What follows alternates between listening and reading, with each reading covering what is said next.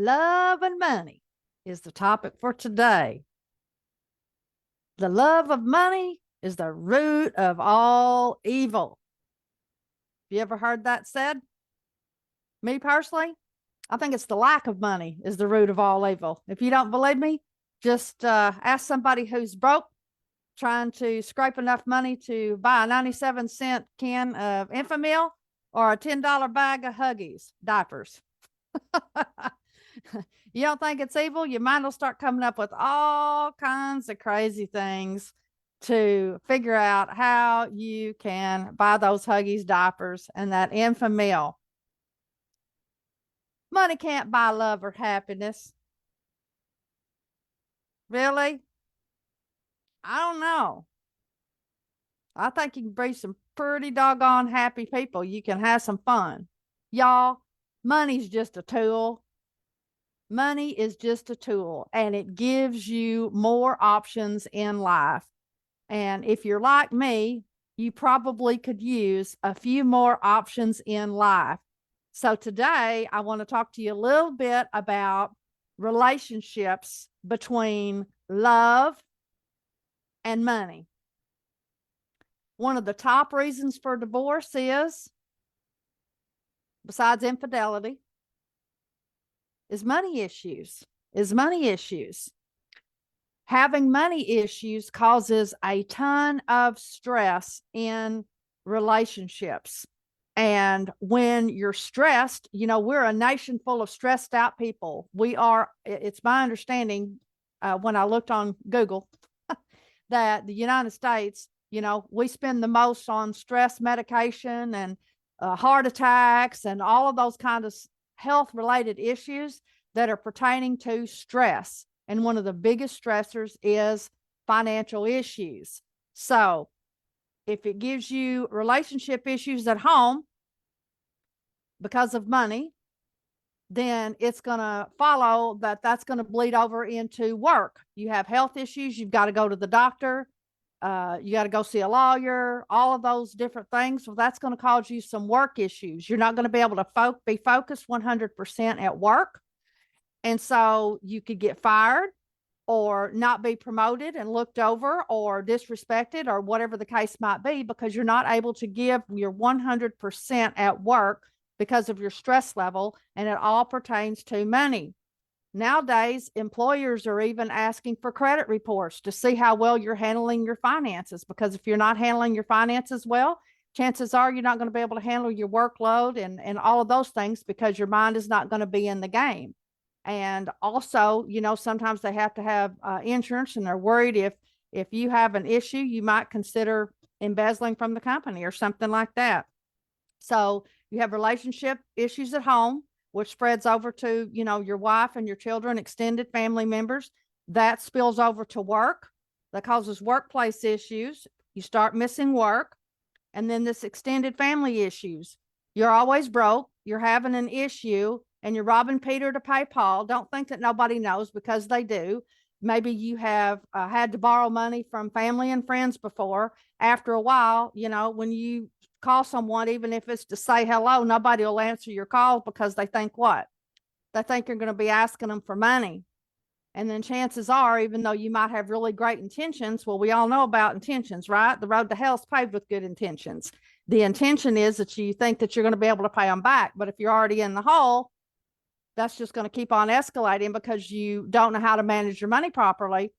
And it's just going to be a vicious cycle that later can lead to repossessions. You can't pay your bills. Maybe your utilities get shut off. I'm going to be brutally honest with you. I've had nearly every one of these issues throughout our marriage. Rob and I got married when we was really young, had a baby real young. So we experienced a whole lot of dumb stuff, stupid stuff. We didn't have many job skills. We wasn't making very much money. It was feast or famine. Our income was up, our income was down. So it just spiraled out of control. We came from two totally different mindsets about money. We'll talk about that here in a little bit. So it caused us some really big issues. And so some of those things, like I said, you can't pay your bills, your utilities get shut off. You might have vehicles repossessed. You might have to file bankruptcy. those type things, get garnishments because you can't pay your bills. You got debt stacking up, and you go out and credit cards, and I mean, it's just a vicious cycle. You're like a hamster on that hamster wheel that you can't get off. So let's talk about the different types of people that you have in this relationship. Typically, you're either a saver or a spender. And that's just a generalization, but just as I'm working with people, and like I said, I am a huge Dave Ramsey fan. So I listen to what they say because they've probably got the most experience working with the most amount of people. And then with my personal experience coaching families as well. So, you want to look at typically one is a saver and one is a spender. Here's what happens. If you have a saver and a spender in that household, what's going to happen is it's going to be a constant tug of war all the time if you don't come together and have some money rules and some agreements. One wants to save, one wants to spend, one wants to spend, one wants to save. So it's absolutely a constant fight over what to do with your money. The next scenario could be you've got two savers. Well, that's no fun. Why is that no fun? Because you sit around and you're like a miser and you hoard your money because you're so scared that something's going to happen, that you're not going to have any money, and so you just hoard money. You don't have any fun. And it's just a miserable life because you're afraid to spend one penny. Next, you might have two savers in the household. Two spenders.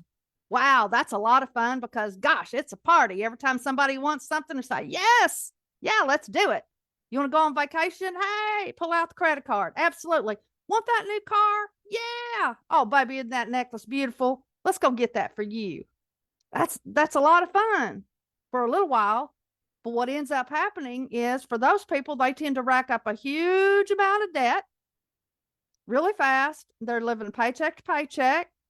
And the chance of retirement is slim next to none unless something really crazy happens. So you've got all these different scenarios and personalities that you have to work through to come up with a solid plan to put your family in a better financial position over time. So why are we savers or spenders? Why is that? What makes up who we are? It's how we grew up. It's the lens that we're looking through. For example, if you grew up in a household where, money doesn't grow on trees, your family struggled, maybe you had a single mom was divorced or whatever, fighting for child support all the time and never had two nickels to rub together. Or you might have had a family who they spoiled you rotten. You got anything you wanted. Every time you went to the store, mama or grandma gave you whatever you wanted. All you had to do was ask and you got it. I'm not saying there's anything wrong with that. What I'm saying is how you grew up and the words that you heard your family members say and the things that you saw happen to your close-knit family and friends, that's how you view money. Money is neutral.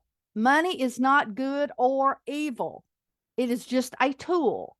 So depending on how you grew up, you may have some mindset issues around money that's going to be really hard to overcome. You can do it, but it's going to be hard to overcome. So let's talk about some of the scenarios. We've got Valentine's Day coming up, which is why I wanted to bring this topic up. One of the best things that you could do for your family this year to show them that you love them. Love is a verb. It requires action. Quit talking about getting your finances in order and put yourself on a really wonderful track to take care of your family for generations to come and teach your family members how to manage money properly. Yes, it's going to be a little tough in the beginning, but you know what? Like Dave says, do what others want so that one day you can live like others can't, right? I love that. I absolutely love that. Live like no one else so that one day you can live like no one else. A little bit of sacrifice up front is really going to make a huge difference later on in your life. And I really encourage you. And again, all of this coaching that I am doing, this is for you. Anybody that's listening, I don't care if you make $10 an hour. I don't care if you make $1,000 an hour.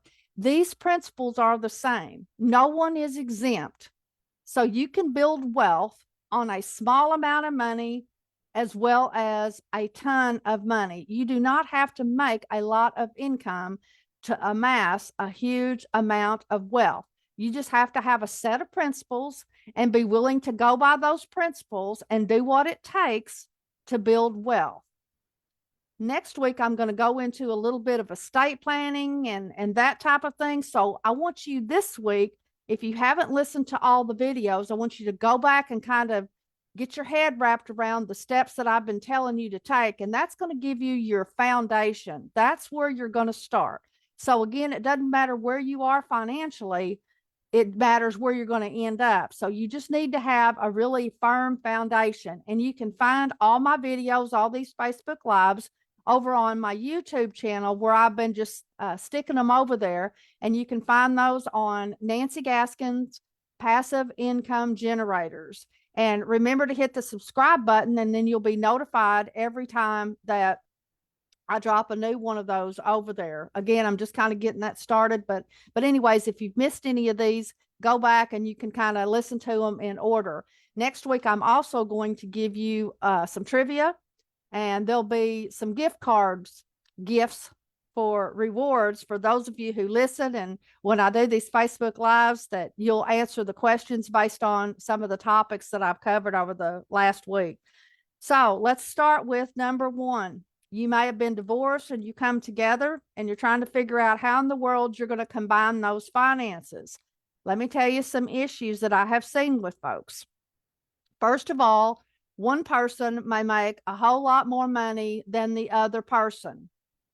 And in the beginning, you might think that's okay, but if not handled correctly, that's going to lead to a lot of resentment and relationship issues, especially if you don't find a way to work together to pay your bills. So in that particular instance, you might have separate debt that you're trying to bring together. So there's a variety of different ways that you can use to pay off your bills and pay off those debt. The best scenario, if at all possible, is to do it together and have joint accounts. But I understand that sometimes that's not the best way for some of you, and you might consider a hybrid method, which is the second best way, in my opinion. It's where you have the husband has an account, the wife has an account, and then they have one joint account of things that they can agree on. And one of the ways that you can distribute the bill pay when you have a disparity of income like that is to use the percentage. That way, everybody gets to keep or have left over the same percentage of their income. And that does not really penalize the other person. For example, if you have a house payment, you might say, we're going to split that based on if the wife makes 25%, let's just say 50% of how much that the spouse makes. Okay. The husband, let's just say, makes 100 and the wife makes 50. So total, they make 150. So she only makes 1/3 of the household income. Well, perhaps she should only be contributing 1/3 of her income, or 1/3 of that bill, 1/3 of the house payment into the joint kitty to help make the house payment. Make sense? And so you can work that out ever how you want. Sometimes people choose to, I'll pay the utilities, you pay the house payment, all those things. But here's the bottom line. If the person making 50 is paying half, and the person that makes 150 is paying the other half, the person that's making $100,000 a year is having way more of his income, or her, depending on what it is, left over than the other person. So they're going to be struggling, They're going to be struggling, and that's going to lead to some resentment. Some are just really sticklers about, no, I'm going to pay my half no matter what. Okay. But I'm just telling you from what I have seen, it's going to lead to some issues down the line. One of the other issues with that is they are hiding money from one another. They're hiding money. You don't know what they're doing with their money. It doesn't matter whether it's the wife or the husband, but they know that one of them is making way more money, but they don't have anything to show for it. So where's the money going? And they refuse to talk about it. Maybe they've got a gambling problem. Maybe they've got a shopping problem. Maybe they've got some debt that they didn't tell that spouse about. You know, you've got to at some point come together as a team to work this out, because if you're ever going to have a life full of prosperity and wealth, you've got to get yourselves on the same page. You're not always going to want the same things, and that's kind of why I suggest using the hybrid method. That way, you know, you've got the household bills and the things that you can agree on as far as your dreams and goals into that one joint account, and that's where you operate off of. But then she's got her money and he's got his money, and they don't, you know, care what the other one does with that money. It's just off limits. They can do whatever they want because it's their money. That's another way of doing it that I have seen people successfully do it. That way there's no fighting or anything like that over what it is that you're doing with the money.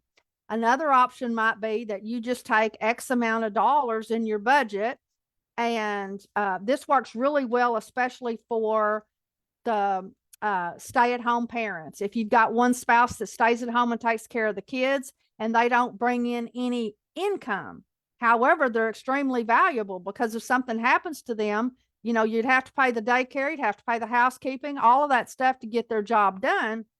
And so what you might consider doing is giving them it. I don't want this to sound childish at all, giving them an allowance, and each person gets a certain amount of money that you don't care how they spend that money.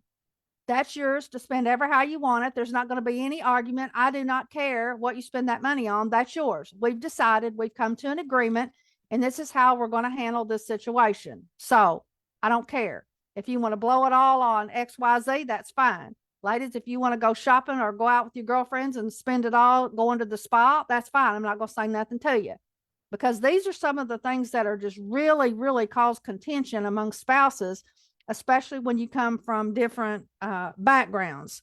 So hiding money, spending, you know, tax returns is another situation. You know, how you file them tax returns. One, you know, you have one who may have some liens against that tax return, and that causes some real issues as well. So those are things that you have to work through. Another issue, only one of the spouses is handling the money. Typically, like I say, usually you've got one that spends more, one that saves more, and, you know, one of you usually is the one that handles the finances. But here's a problem that I see with that. One person has been doing it so long, the other one really don't want anything to do with it and don't really care, and they're not paying attention. And years down the road, that all that stress and strain on the person that's been handling, maybe you've got some financial situations that they didn't know how to handle, and they were too afraid to come to you and tell you about it. And then all of a sudden one day you wake up and you're in a financial mess, and you was clueless. You was clueless. That's one issue.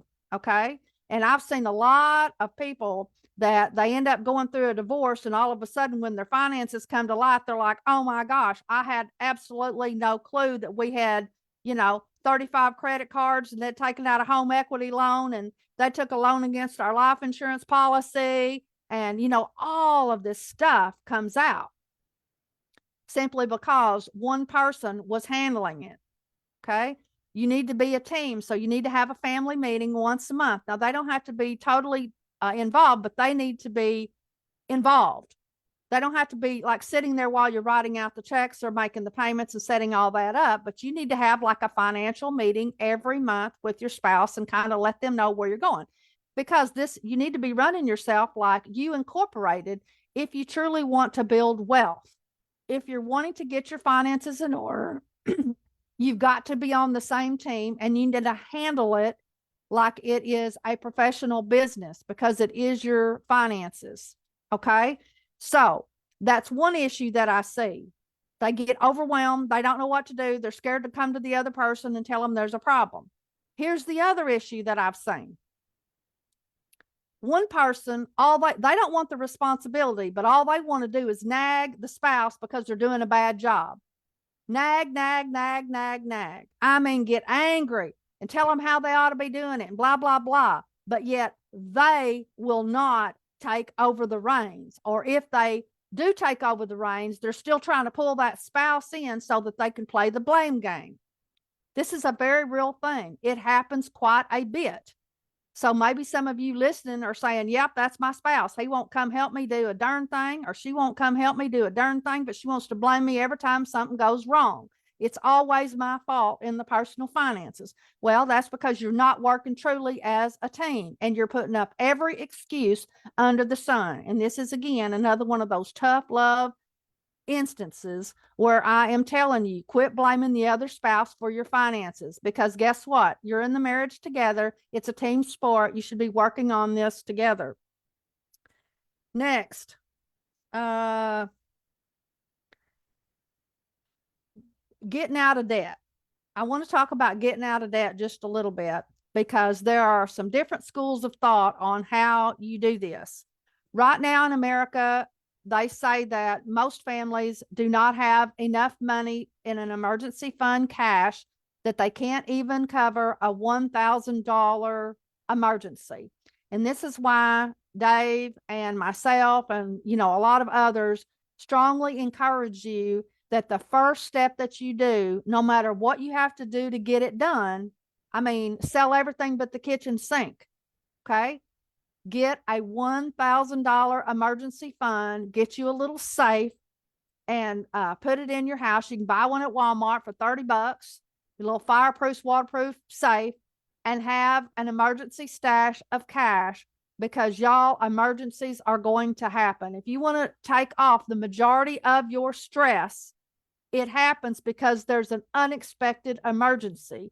And I think it's kind of funny when people say an unexpected emergency.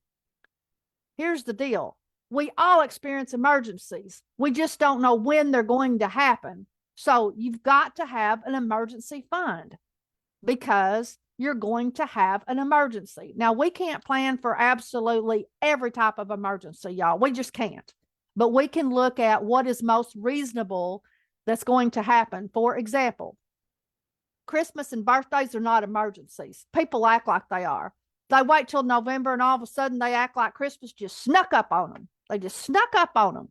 Anniversaries happen, just snuck up on you. Oh my gosh, birthdays just snuck up on me. So they pull out the credit card and start going into debt because they didn't plan. That's not an emergency. Okay. It comes the same time every year. You should be putting that in your spending plan, and you should have a little bit of money set aside every single month for those particular items. I'm talking about a genuine emergency. Your heating and AC goes out. You have a roof leak. You got, we'll talk about tires for a minute on vehicles. Vehicle tires are crazy expensive. They're expensive, but y'all, we know they wear out. So you need to look at your warranty and see about how many miles do you think those are going to last, and put that in your spending budget, because you're going to have to replace those tires whether you like it or not. You're just going to have to. Okay. You are. So those type of things are really not emergencies. You can plan for those. I'm talking about a true emergency, something totally that's just like, oh my gosh, and this has to be fixed, like yesterday. So that's a true emergency. So it's real important that you get that emergency fund. They recommend 3 to 6 months living expenses, but right now I understand that for many people, that's just not a reality. So you need to start where you are. The first baby step is save a $1,000 emergency fund right away. So do whatever you can, like I said, to get $1,000 together, just to set it aside so that you've got that. So now let's talk about this debt that you've accumulated. There is no, what is the word that I'm trying to use? It doesn't matter to me how much debt you have. Okay. I'm not going to think, oh my gosh, you're an idiot. Okay. Because we've all done it. So you may have a little bit of debt, or you may have hundreds of thousands of dollars of debt. And I have seen it all. There is nothing that would surprise me. I've seen people with 30 credit cards, 50 credit cards, all kinds of stuff. And you're thinking, how in the world? But judgment, that's the word. There's no judgment, because what happened yesterday and the day before is irrelevant. What matters to me is that you get started today and you start yourself on a plan to get rid of all of that debt. And it's all dumb debt. Remember, the only debt that's really not dumb is for those appreciating assets that are going up in value. And there's only very few of those. And right now in this economy, I wouldn't even say do that. I would say let's just focus on getting yourself out of debt so that you can increase your monthly cash flow to alleviate some of that stress that's going on in your paycheck to paycheck life, no matter whether you're making $50,000 a year or $100,000 a year. So let's talk about some of the ways that you can get a hold of this debt. Okay. Some of it may be really old. Some of it may be new. So you might be wondering, well, how do I handle all that? Well, first of all, you need to get a good grip and a snapshot on how bad off you are. Really, you need to face reality. So with that, you need to make a list of all of your debt along with the interest rates and the balance, and just to see where you are. And you need to make sure that you have those dates over there, because that is going to determine sometimes the strategy that we use to get you out of debt the fastest. Okay. And there's a couple of strategies that you can use, and I'm going to talk about a couple of them right now. One that people use successfully is, and they think in terms of finances, what's going to save them the most money. And logically, what they think is they line them up according to the interest rates, and they pay off the interest rates that are highest first. So if you have a 21% and then you have an 18% and a 13%, on and on and on. And so they would take that highest one and they would take all their extra money and they would pay it on that debt till it got paid off. And in their mind, they think, well, that makes the most sense. And that's how I'm going to save the most money. But being a math genius like I am, and access to this fabulous software that I have access to now, I have found that they might not be the smartest choice. And we'll talk about that in another segment. But it's really been an eye-opening experience to take a look at this software that I'm hoping to use with my clients this year. The next way that Dave Ramsey teaches, and that tends to really work well with people, better in fact, is the snowball method. And in this one, you line those debts up according to the amounts. So if you owe 200, then you owe 500, then you owe 1,000, you might owe 10,000, 20,000, all the way up to maybe your mortgage, couple of 100,000. You would line those up like that. You would pay your monthly bill, but all of your excess would go to the one that has that lowest account balance. And what does this do? This is a psychological benefit, because what you do is you see the benefit and you're able to pay off more debt faster, and it gives you a psychological boost. And then what you do is you take the amount that was your minimum payment on the ones that you paid off, and you add that the following month to your next debt. And so eventually it turns into like an avalanche. And so you can quickly get through all of that debt, and you're feeling really great, because there's nothing worse than having a $35,000, $40,000 debt that you got at 12, 13% because you had bad credit down at the Toach Note lot, and you're not seeing the balance go down. You're paying an extra $20, $30, whatever you can afford, and you're not seeing that amount go down each month. It's very disheartening. So that's another way that we teach you guys and gals how to get rid of your debt, and that's called the snowball way. And then, like I said, if you have a significant amount of debt, and many of you do, so don't feel bad. The fact is, you just have to face reality. And a lot of people, it's really hard for me to get them to be honest, because they're scared to tell the spouse how much trouble they're in. So I'm going to really try and encourage you to do it anyways, even if you have to do it by yourself, to sit down and do yourself a financial report card. And remember what that first one was, this balance sheet, because this is the most significant when you're trying to build wealth. This is your net worth. This is how much you're worth. This is your assets, which means your cash in bank and anything of value that you own, whether it's paid for or not. That's your assets. Then you subtract out your liabilities, which is all your debt, whether you have an asset or not. This is all your debt. This is student loans. This is credit card debt. I mean, this is secured, unsecured, any type of debt that you owe. And some of you may have some really old debt. And the only way that you can figure that out is you can go and get a credit report once a year for free. And you can look and see what's on your credit report. And we'll talk about credit in another episode. But anyway, some of you may not know, you may have some stuff way outstanding.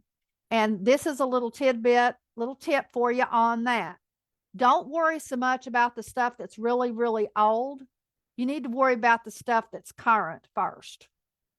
You need to worry about the stuff that's current. Like, you need to take care of your four walls first. That means you need to make sure that your rent's paid, your utilities are paid, and you got food in your belly. That's the most important things. Once you got those covered, then we can start working on the other things. And I know it probably sounds like I'm kind of harping and acting like all of y'all are in financial straits or something like that. I've got a lot of very successful people on my feed and all across social media. But the reality is, even though they're very successful, and I'm talking to you, and you make a lot of money, and some of you may be even retired with a really excellent retirement income, your net worth is not where it needs to be. You don't have enough net worth to carry you through till the end of your life or for generations. And that may not be your dream, but we're living longer. Ladies, especially you, that's why you're starting to get a little stressed if you're over 50. And especially even if you've been a spender before, but maybe now you're thinking about, oh my goodness, the chances of me outliving my spouse are probably pretty doggone high. Maybe your spouse has health problems, and you start thinking about, I'm getting older and I'm hearing all these stories about nobody wants to hire older people because all the jobs are going to these younger people. How am I going to take care of myself? I don't want to be a door greeter down at Walmart. I don't want to go to work at McDonald's. What in the world am I going to do to take care of myself? What if my health goes? How am I going to afford assisted living, Or, you got your mom or grandma that now you're seeing them go through all this stuff. And so where before, maybe when you were 30 and 40, you wasn't thinking in those terms, but now all of a sudden 50, 60, that is hitting you right square in the face. And you're realizing, oh, you're not taken care of properly. Your future is not as set as what you expected. And one of the biggest things is a lot of people's 401ks have really taken a hit, and they're like 201ks, so the money they thought they was going to have is not the amount of money that's sitting there in that account. And so they might have taken a cut in their retirement to half. That's what happens if you are taking earnings off of your retirement investments during retirement, is that gets cut based on what the economy is doing. So anyways, I hope this has been beneficial for you. I've really been enjoying doing these videos for you. If you have a topic that you would like for me to cover in a future episode, feel free to reach out to me or drop it in the comments below. Also, I'm trying to figure out when is the best time for me to be doing these videos. Do I need to be doing them in the morning, lunchtime, evening, afternoon, or whatever? So if you don't mind, in the comments, if you click the like button, and also tell me if you are listening to it live or listening to it via a replay. And again, if you've missed any of these lives, you can go to my YouTube channel. Just look up Nancy Gaskins and you can find me there. And otherwise, I hope you have a wonderful weekend. This is Nancy Gaskins, sowing seeds of financial hope and entrepreneurial opportunity in communities around the globe.